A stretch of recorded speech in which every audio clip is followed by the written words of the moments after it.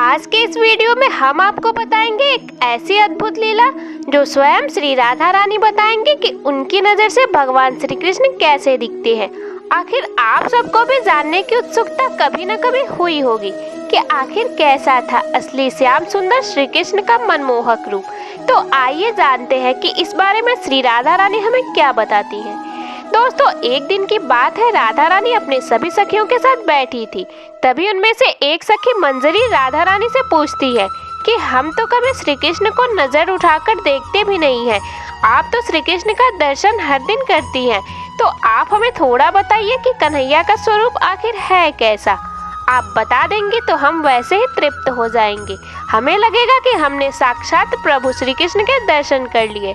सखियों की बात सुनकर राधा रानी रोने लगी। वो जोर जोर से रोने लगी तो सखियों ने पूछा कि किशोरी जी क्या हुआ, क्या हमसे कोई भूल हो गई या हमने कुछ ऐसा पूछ लिया जो हम मंजरियों को पूछने का अधिकार नहीं है। तब राधा रानी कहती है, नहीं नहीं, मैं तुम्हारी बातों पर नहीं, अपने दुर्भाग्य पर रो रही हूँ।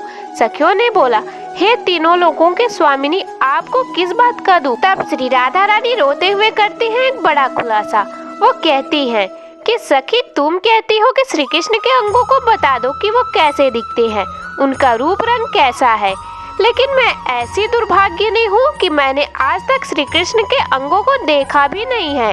सखियाँ बोली, अरे राधा रानी जी, आप कैसी झूठी बात करती हैं। आप दिन रात प्यारे जू श्याम सुंदर के साथ निकुंज में निवास करती हैं, रास लीलाएं करती हैं और आपने उन्हें देखा ही नहीं।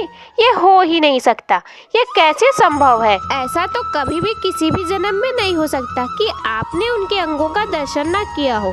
तब राधा रानी ने तुरंत ये उत्तर दिया कि मैं बहुत ही पछिहारी हूँ। मैंने बहुत प्रयास किए कि मैं श्री कृष्ण के अंगों का दर्शन करूं, उनके मुखमंडल का दर्शन करूं, पर मैं नहीं कर पाती। क्यों नहीं कर पाती? राधा रानी ने कहा, मैं दर्शन कर पाती, लेकिन दर्शन करते ही क्षण भर में मेरी आंखें भर आती है और इस कारण से मैं श्री कृष्ण के अंगों का दर्शन ही नहीं कर पाती। मेरी आंखें तो आंसुओं से भर जाती है।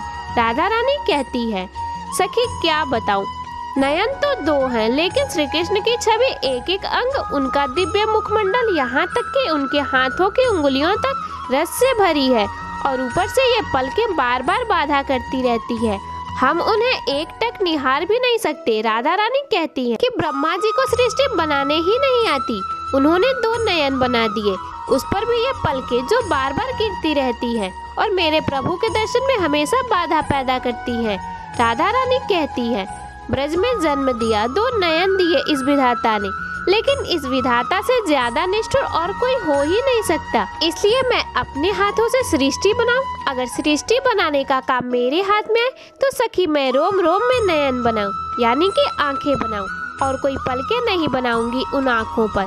राधा रानी कहती है, एक टक वो आंखें श्री कृष्ण के दर्शन कर सके, बाधा करने के लिए कोई पलकें ही ना हो, ऐसे नयन पूरे शरीर पर भरे हो, ऐसे सृष्टि में प्राणी हो, तब जाके श्री कृष्ण के वास्तविक दर्शन हो सकते हैं, उनके सुंदर रसमय रूप के दर्शन हो सकते हैं। राधा रानी सखी से कहती है कि हे सखी, अगर मैं सृष्टि बनाऊं तो रोम रोम में नयन लगाऊं, पलके भी ना हो, तब मैं बता पाऊंगी कि सखी हमारे श्री कृष्ण के असली स्वरूप का सौंदर्य क्या है, रस क्या है। दोस्तों, इसका मतलब ये बिल्कुल भी नहीं समझना चाहिए कि राधा रानी ने ही कभी श्री कृष्ण को नहीं देखा है।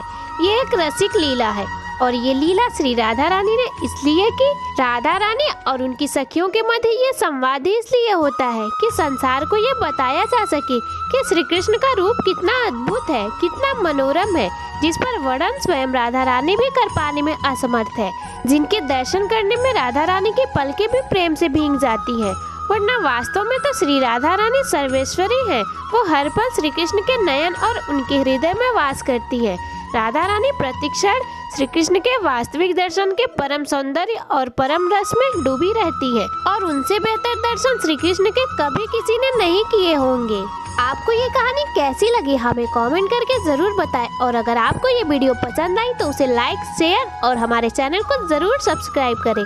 हाँ, नोटिफिकेशन बेल भी ऑन कर ले ताकि हमारी सारी नए वीडियो के नोटिफिकेशन सबसे पहले पहुंचे आप तक। मैं मिलती हूँ आपसे अगली वीडियो में, तब तक के लिए अपना ख्याल रखिएगा।